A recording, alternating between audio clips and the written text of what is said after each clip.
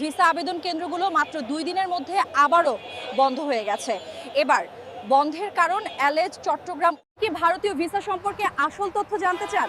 আপনি কি এমন একটি ইউটিউব চ্যানেল খুঁজছেন যেখানে শুধুমাত্র সত্য খবর প্রকাশিত হয়, গুজব নয়?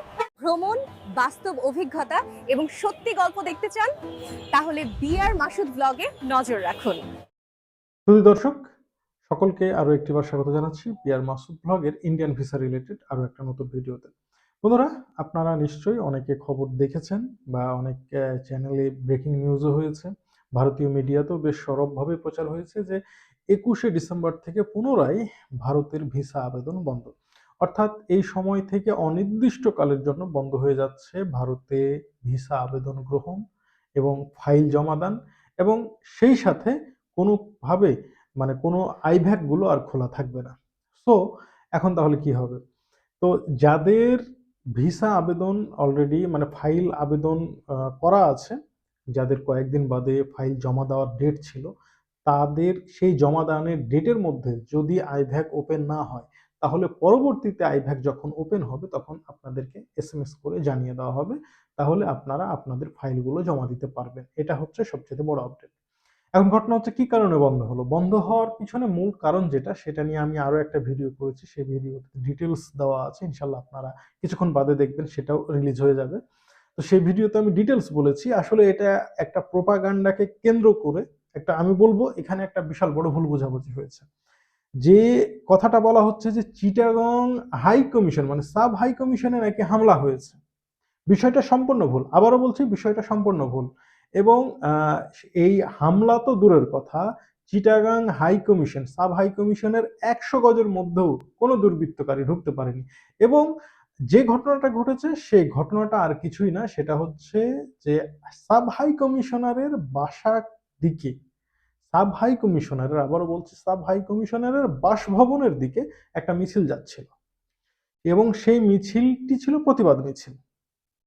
সেই মিছিলটিকে কিন্তু পুলিশ বাসভবনে পৌঁছানোর আগেই লাঠিচার্জ করে ছত্রভঙ্গ করে দেয়। এবং পরবর্তীতে পুলিশ যখন লাঠিচার্জ করে তখন অনেকে পুলিশের দিকে ইটপাটকেল মেরেছে।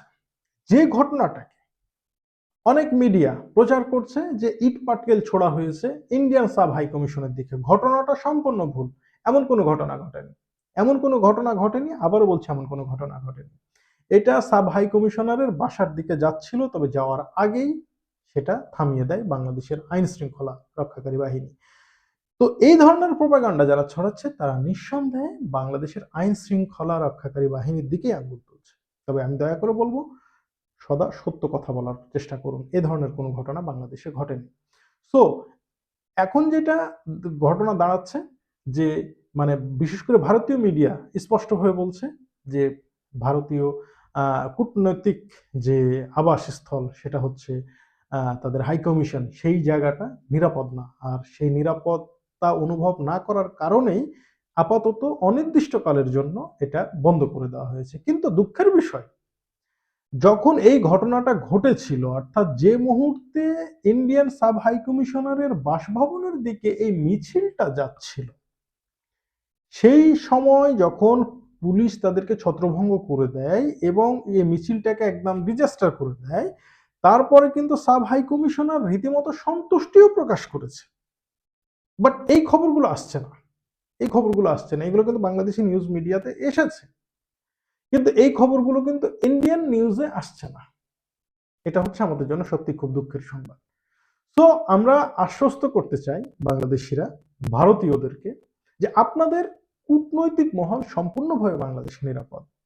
শুধু আপনারা না, বাংলাদেশে এখন পর্যন্ত, বাংলাদেশের ইতিহাসে কোনো কূটনৈতিক ব্যক্তিত্বের উপরে আঘাত হানার ঘটনা এখন অবধি ঘটেনি। সুতরাং এটা নিয়ে আসলে নোংরা কোনো রাজনীতি করা আমাদের উচিত নয়। তবে যেহেতু এটা বন্ধ হয়েছে, আমার মনে হয় এটা আবার খুলে যাবে। কারণ যেটা আমার কাছে এখন মনে হচ্ছে যে একেবারে স্থায়ীভাবে অনির্দিষ্টকালের জন্য বা 2-6 মাসের জন্য বন্ধ করবে ভারত, বিষয়টা এমন না। খোলা থাকবে, তবে সেটা নাম কাস্তে, যদি চালুও হয় 2-1 দিনের মধ্যে। যেমন গত বুধবারে বন্ধ হয়ে বৃহস্পতিবারে চালু হলো, কিন্তু নাম কাস্তে চালু হয়েছে, বিশেষত কোনো স্লট দেওয়া হয়নি। তো বিষয়টা কিন্তু সেরকমই হবে, ঠিক যেভাবে কিন্তু বিজনেস ভিসায় যারা ভারত যাচ্ছে তাদের প্রত্যেককে ইমিগ্রেশন থেকে মানে ব্যাক পাঠিয়ে দেওয়া হচ্ছে, রিফিউজড করা হচ্ছে। বিষয়টা হয়তো এবার এমনও হবে যে মেডিকেল ভিসায় যারা যাচ্ছে তাদেরকে হয়তো ব্যাক পাঠিয়ে দিবে। এগুলোই হবে, এই ধরনের ঘটনাই ঘটবে, এছাড়া আর কিছু না।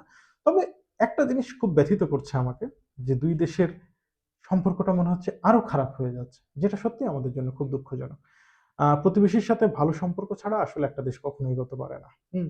তো আসলে ভারত বাংলাদেশ শত্রুতালি এইটা আমরা যদি দ্রুত শেষ না করতে পারি, তাহলে হয়তো দুই দেশের কারোর জন্যই ভালো হবে না। কারণ এতে ভারতও স্বস্তিতে থাকতে পারবে না, বাংলাদেশও স্বস্তিতে থাকতে পারবে না। তো আমার মনে হয় যে কূটনৈতিক মহলে দ্রুত এই বিষয়ে একটু বসা উচিত এবং দ্রুত সিদ্ধান্ত নেওয়া উচিত কিভাবে আমাদের পরবর্তী আ পোর্টফোলিও গুলো বাস্তবায়িত হবে। তো সকলের উদ্দেশ্যে আবারও বলছি, আপাতত ভিসা আবেদন বন্ধ। সকলকে ধন্যবাদ। আসসালামু আলাইকুম ওয়া রাহমাতুল্লাহ।